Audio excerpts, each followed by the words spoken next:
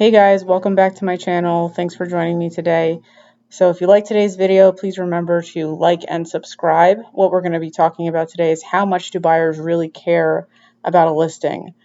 So I've scoured through videos of resellers who talk about how to sell more on different platforms and what's important to your listing. A lot of resellers, they discuss high quality photos as an important aspect of your listing. I'm going to be slightly contrarian and say that high quality photos are not really that necessary. I personally have a very low tech startup. I have a light that I use in my garage to photograph items. It's just like a ring light, and I put the item against a natural background, so that could be the garage door or on a wooden table, and then I take as many photos that it will give the buyer a good sense of the product. I've made thousands of sales online, and I could tell you I've never really invested in a crazy high quality photo setup for reselling items. The nature of reselling is very different from launching a private label brand.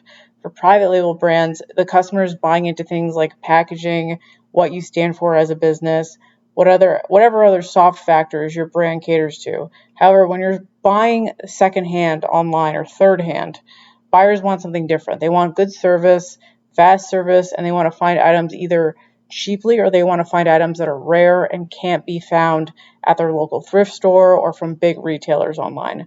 Take, for example, the vape craze. At some point before vape was demonized, sellers were putting items up for sale that were vape items, and eBay was looking the other direction. Technically, you couldn't put items up for sale that were vape items, but hundreds of sellers were doing it and running multiple accounts to do just that.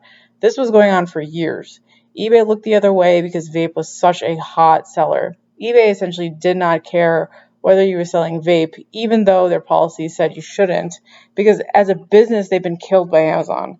Anyway, it didn't matter what kind of photos you had up for vape items. If you listed a certain vape item that was in demand, which were, like 90% of actual vapes, most vapes were really in demand at that point, you were going to get noticed and you'd sell those items fast. So for all the YouTubers that say photos are the be all and end all, it's really not true.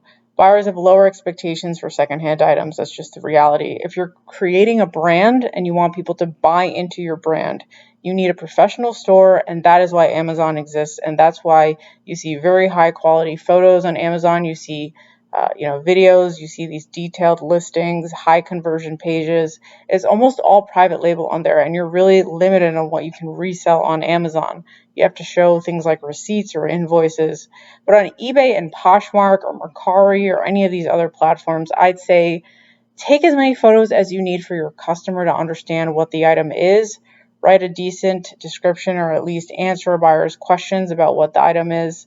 But don't go out and buy a $3,000 photo setup just to resell clothing, used clothing. Instead, focus your time on sourcing and getting just quantity up on eBay.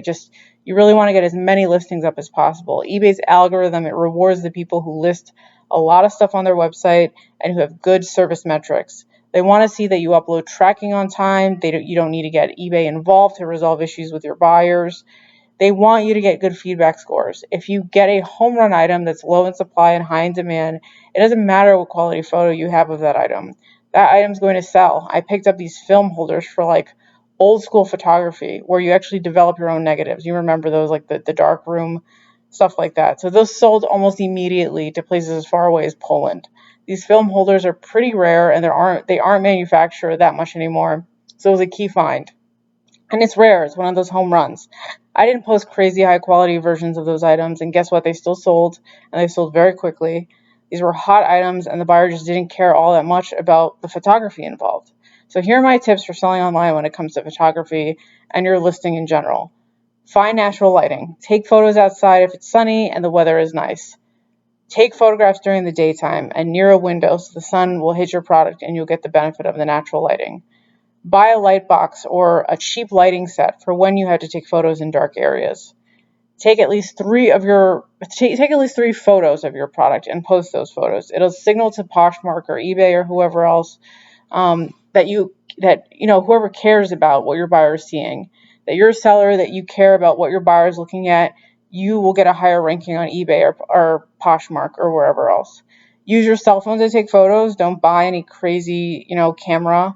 Don't spend thousands of dollars on your lighting set, your photo setup, your camera, anything related to your photo setup.